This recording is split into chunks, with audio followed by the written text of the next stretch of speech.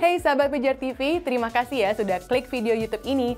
Kiranya kebenaran firman yang saudara dapatkan menerangi kehidupan saudara. Untuk dapat menyaksikan video-video lainnya dan mendapatkan update dengan cepat, saudara bisa klik subscribe dan jangan lupa, berkat Tuhan jangan disimpan sendiri ya.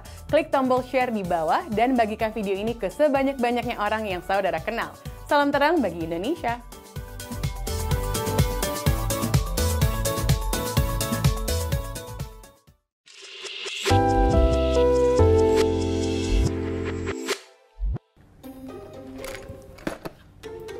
Ini diapain lagi ini?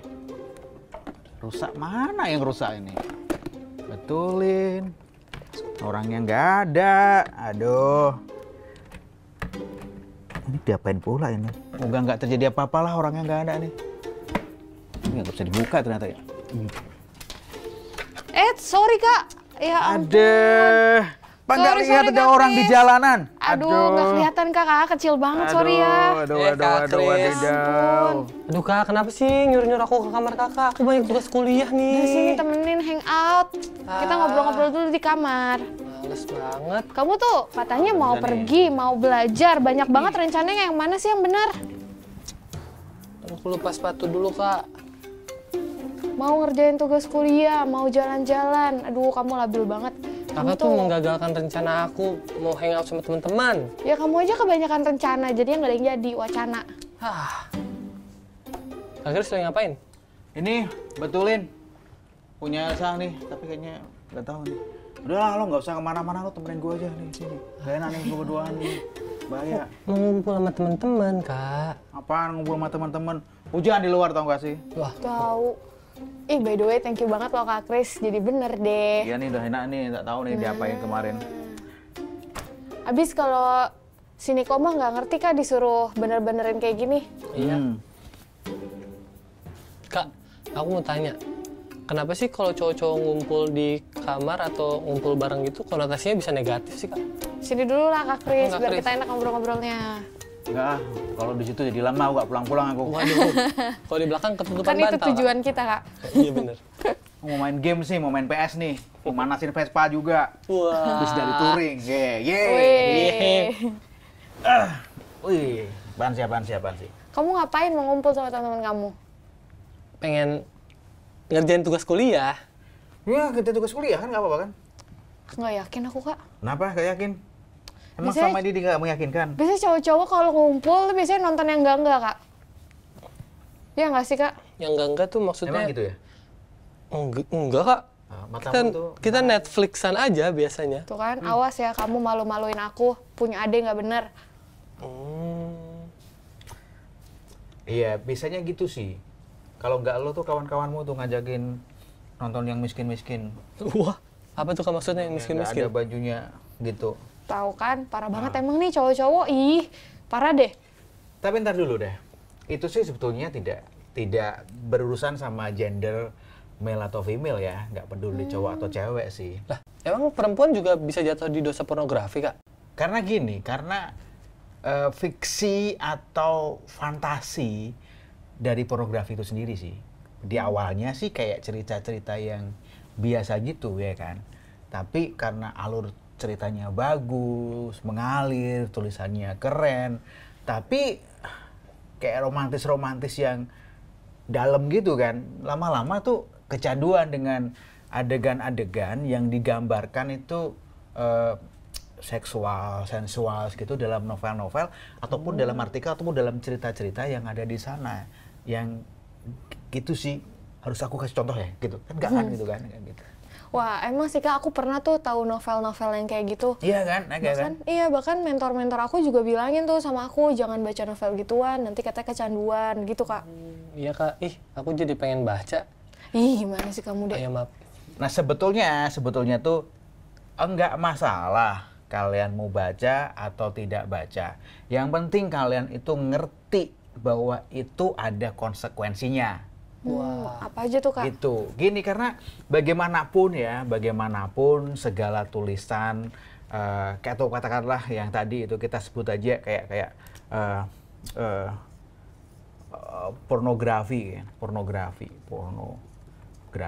itu kan kayak gambar dan porno gitu kan, gambar dan porno. Jadi kayak kata apa namanya, cabul lah gitu, gambar-gambar cabul gitu, yang pada akhirnya sebetulnya ini apa ya, nantinya memang akan berlanjut kepada seks. Tapi kalau soal percabulan atau pornografi ini sendiri nggak suka sebetulnya sih, atau nggak bagus lah, buruk sekali. Nah, makanya Paulus bilang di Korintus 6:18, jauhkan dari pornografi gitu. Karena ini kan larinya kepada ini loh guys, apa namanya, ini kan ngomongin image ya, gambar kan, dan kemudian nyantol di sini, nyantol di otak gitu kan, dan ini sangat nggak bagus gitu. Padahal sebetulnya seks itu sendiri baik, tapi karena kemudian kita itu kayak belum waktunya, belum saatnya, tidak mendapatkan bekal, dan kemudian udah terlanjur ada di otak kita. Gini, apa yang kita lihat itu tidak bisa kita tarik ulang. Whatever we see cannot be unseen. Gitu. Wah, keren ya kata bahasa Inggrisku ya. Keren. Terus habis tadi itu kan. Dan kemudian karena cenderung masuk begini gitu kan. Wah, enak nih gitu kan. Itu kan akhirnya nambah, ini cenderung kepada menjadi candu gitu. Karena ada gambar-gambar yang merangsang atau menimbulkan efek kesenangan, efek sesuatu yang apa ya, ini kita perlu libatkan ahli seksiologi itu, dokter siapa gitu itu ngomongin gini itu kan. Tapi beneran bahwa apa yang kita lihat kita tidak bisa tarik ulang, dan kemudian apa yang kita lihat itu akan nempel terus di sini. Bayangin kalau kita lihat ke orang-orang yang percabulan ini, orang-orang yang tidak ada bajunya, terus kemudian melakukan adegan-adegan yang sepatutnya kita tidak lihat, adegan-adegan yang seharusnya dilakukan di tempat yang tertutup, sangat private banget mereka berdua. Apa yang terjadi? Kita nggak bisa unseen itu, dan kemudian ya itu tadi, makin lama kita makin pengen, dan membayangkan itu semua, diri kita jadi hancur.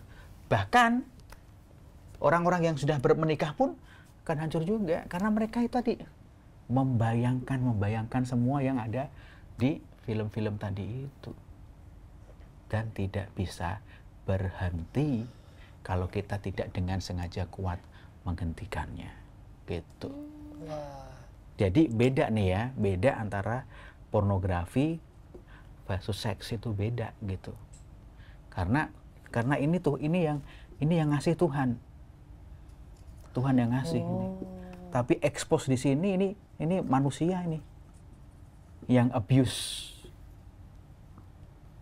Menurutku ini abuse seks ini gitu kan. Untuk apa? Untuk kesenangan diri sendiri gitu kan. Karena gini, karena bayangin, kalau sudah di sini yang dicari adalah kesenangan diri sendiri. Emang nggak boleh, Kak? Kenapa senang buat diri sendiri nggak boleh? Bayangin, kalau katakanlah ini, gitu, udah pada dewasa ini, tapi aku nggak mungkin pengen vulgar. Kalau keduanya, ya kan, sama-sama merasakan senang, merasakan bahagia, satu tidak terintimidasi atau satunya lagi tidak merasa disakiti, itu baik. Tapi kalau yang satunya senang, tapi yang satunya tidak, salah. Karena hanya mementingkan diri sendiri. Tetapi yang datang dari Tuhan, yang benar, seks yang benar, ini keduanya. Makanya hal ini akan lari kepada dasar dari hubungan seksual ini, dasarnya dari Efesus tadi itu, kalau ngomongin bahwa suami sayangi istri, istri sayangi hormati suami. Ini kan saling, termasuk dalam di sini juga gitu. Nggak bisa gitu. Keduanya kalau udah di sini, ini udah melibatkan tindakan yang abuse, kemudian apa namanya, orang harus tunduk, harus manut, harus tunduk dan segala macamnya itu. Jadi beneran ini pornografi itu tidak memanusiakan manusia. Wah. Tidak memanusiakan seks itu sendiri juga. Jadi sangat-sangat berbahaya gitu. Apalagi kemudian memuncak kan, tadi kan kembali ke candu kan, memuncak nih. Karena yang kalau biasanya nih sama sih. Kalau di awal-awal 1 cukup, 2 cukup ya. Lama-lama kan 3, 4, 5. Ini udah mulai dari yang gambar diem ya, gambar diem itu, gambar-gambar biasa, kemudian meningkat kepada gambar gerak, video dan segala macamnya. Kemudian apa itu? Itu akan ketagihan terus-menerus. Kalau udah ketagihan terus-menerus, apa? Pengen mencobanya. Wah. Pengen merasakan apa yang ada di gambar. Waduh, bahaya ya, Kak. Dan sangat-sangat berbahaya. Kemudian itu akan menimbulkan apa? Mulai dari hal yang kecil itu nanti akan muncul pelecehan kepada lawan jenis atau sesama jenis, banyak banget. Atau kemudian kepada menjurus kepada penganiayaan, menjurus kepada perkosaan dan macam-macam gitu. Dan ini nggak akan hilang ini. Ini tadi kan gue bilang kan, nggak akan hilang nih. Apa yang sudah kita lihat, apa yang sudah kita tanam, susah banget hilangnya. Akan ada di pikiran kita. Itu banyak banget. Terlebih tadi kita kan disajikan dengan gambar-gambar yang quote on quote kayaknya indah gitu kan. Iya kan? Kayaknya udah pernah nonton ini. Cowok, Kak. Gini, sebelum terlambat beneran deh. Jauhi semuanya itu. Nggak ada baiknya. Semuanya hanya akan mendatangkan kerugian. Karena yang dimunculkan di situ, yang dipertontonkan di situ, itu bukan nyata.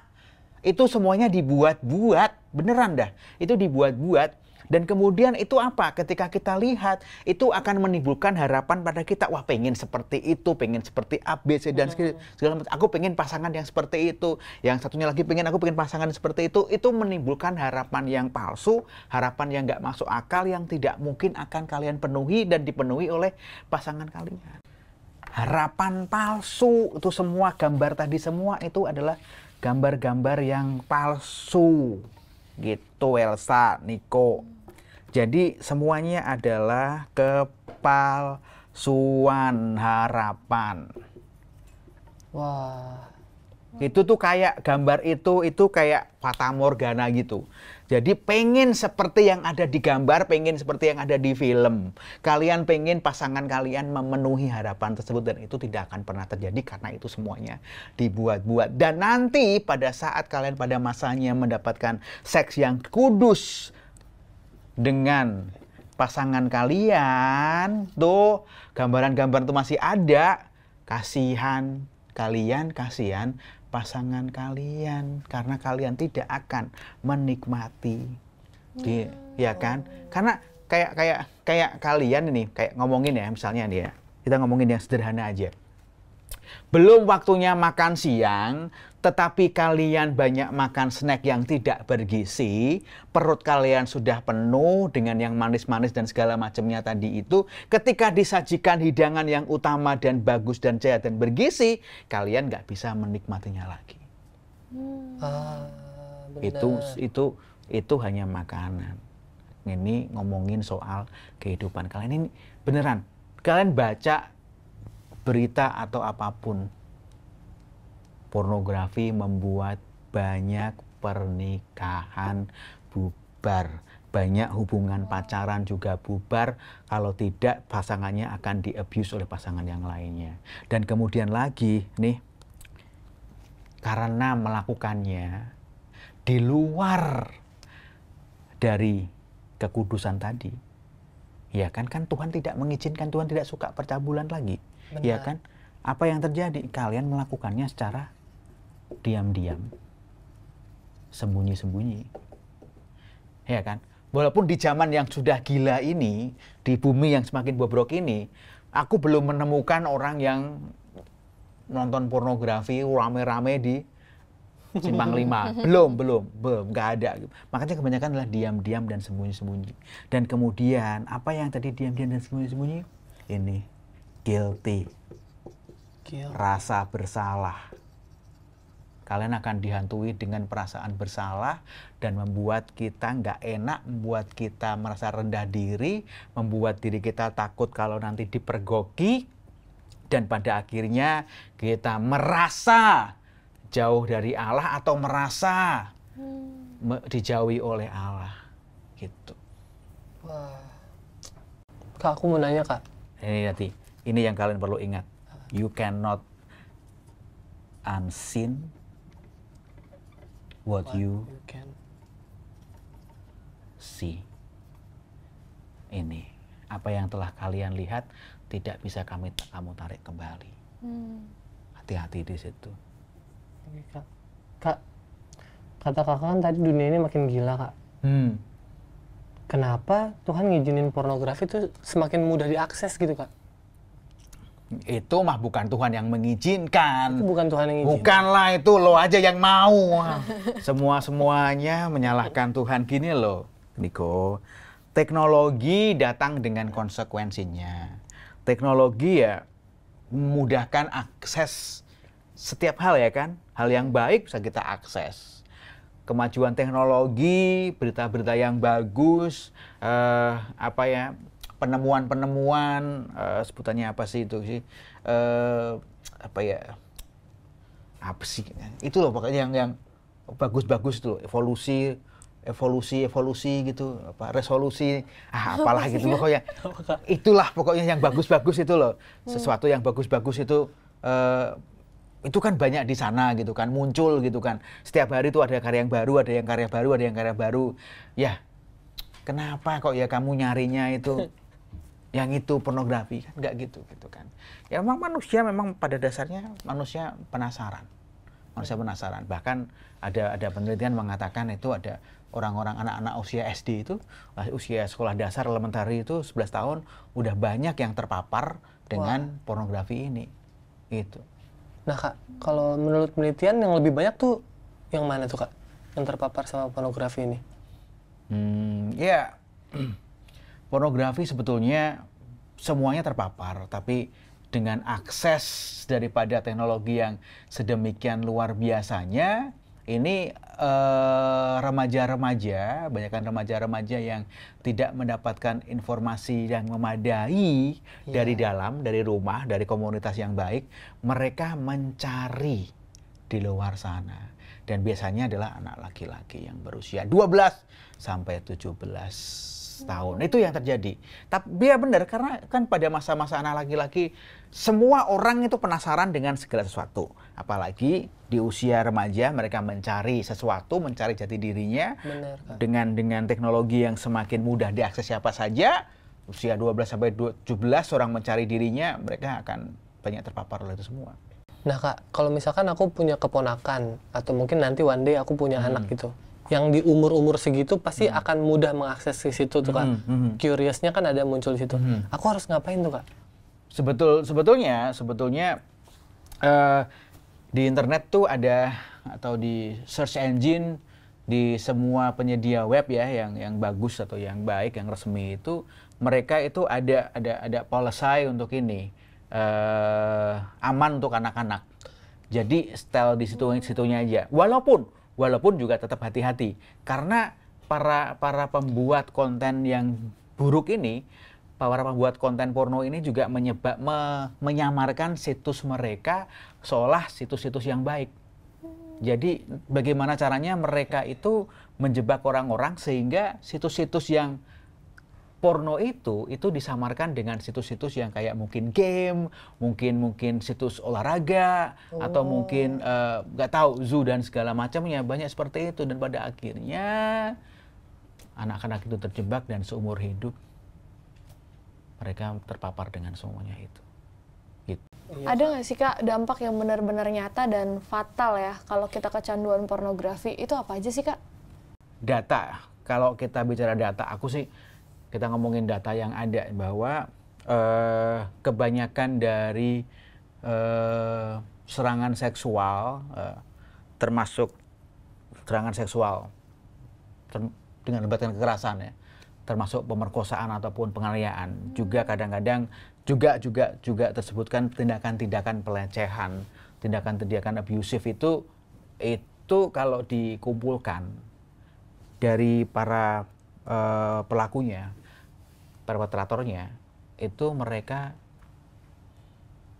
sebagian besar dari mereka pernah atau masih atau sering mengkonsumsi pornografi. Jadi pornografi itu sangat berkontribusi pada perilaku buruk seksual yang menyerang orang lain, yang menyebabkan pemerkosaan, penganiayaan, pelecehan, dan macam-macamnya itu. Ngeri kan? Wah, bahaya banget ya, Kak ya. Jadi apa namanya, semakin orang terpapar pornografi, menggunakan pornografi ini terutama laki-laki, mereka akan berlaku keras pada perempuan.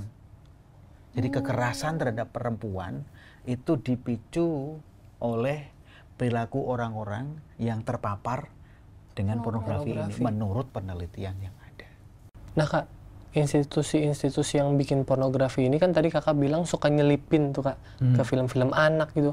Kok mereka bisa tega sih Kak nyelipin itu ke anak-anak kecil yang belum tahu apa-apa gitu?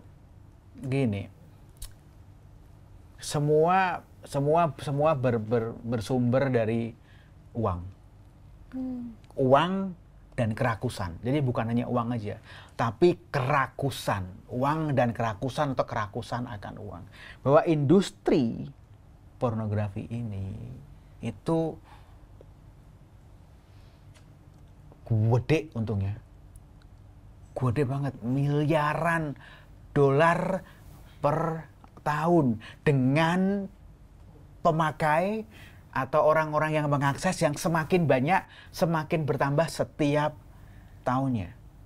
Wah. Dan menurut orang ya, situs pornografi itu menerima lebih banyak visitasi dari pengunjung setiap bulannya daripada para penonton Netflix, Twitter, atau ya pengguna Twitter atau Amazon sekalipun. Jadi orang yang akses situs porno itu lebih banyak dibandingkan nih kalau para penonton Netflix.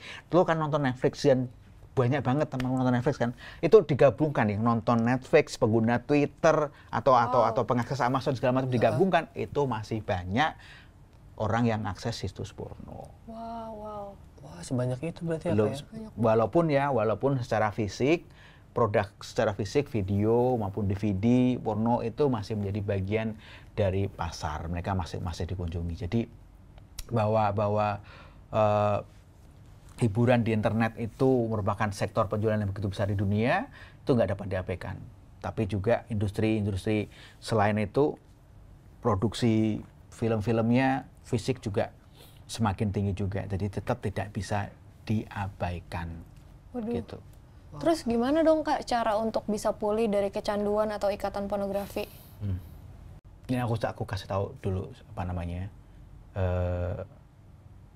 Untuk kalian jangan sampai terjebak di sana, bahwa di balik industri tadi itu yang jangan dipikir yang meraup untung itu hanya pelaku industri, tapi banyak kejadian itu para pemainnya itu kan yang terekspos di sana itu malah sejatinya mereka itu diperbudak di sana.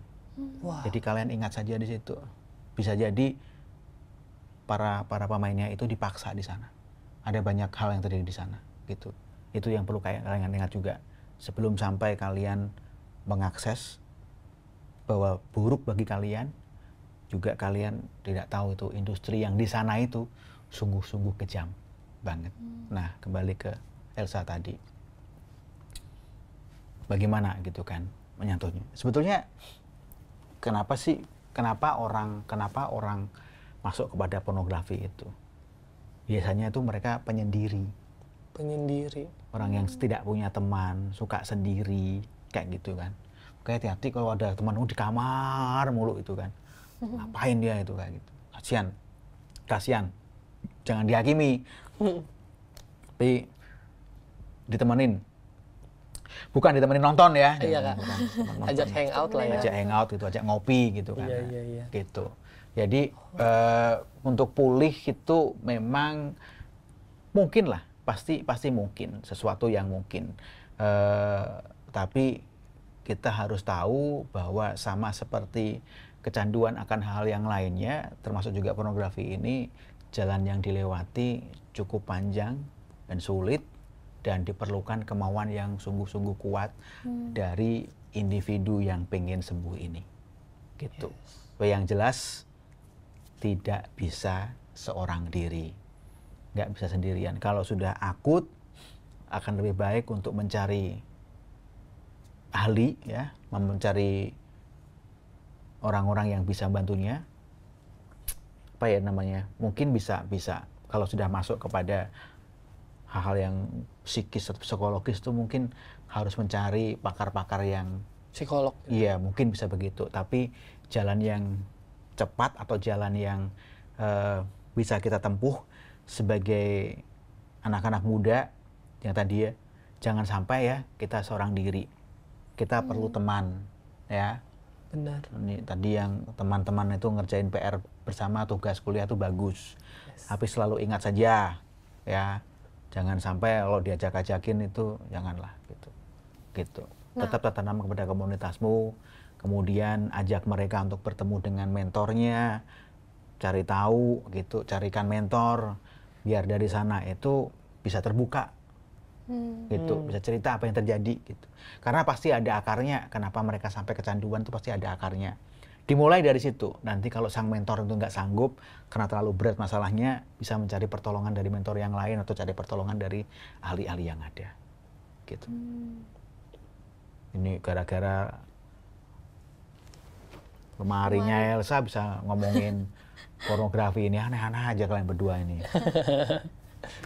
Nyambung banget ya kayak. Nggak ada nyambung sama sekali gitu. Anda sambung-sambungin ini aku udah habis waktu setengah jam.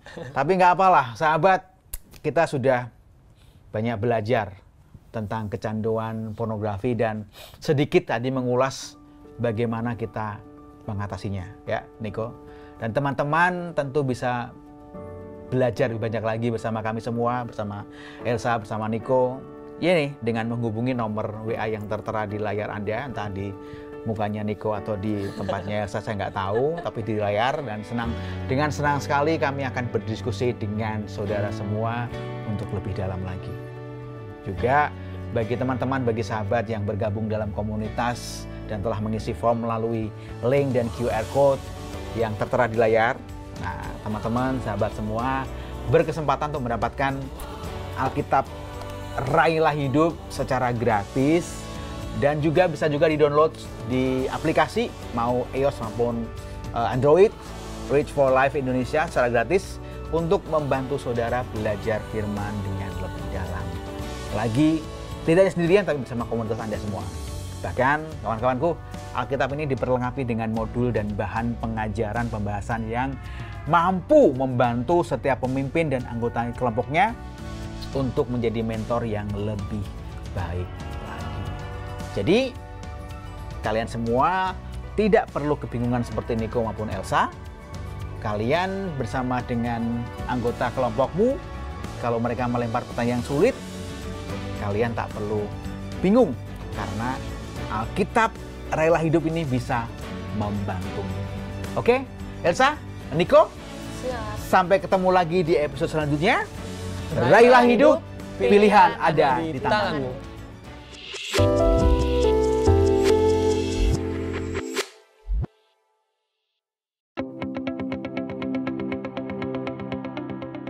Sahabat Pijar TV, Shalom, apa kabar? Terima kasih sudah menjadi sahabat dan menjadi pemirsa setia program-program Pijar TV.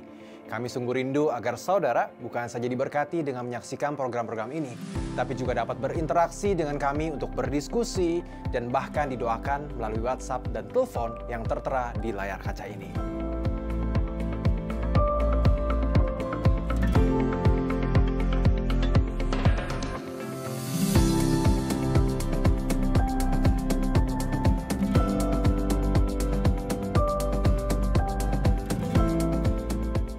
Hubungi kami sekarang melalui WhatsApp Tim Respon Pijar TV siap untuk melayani saudara. God bless you.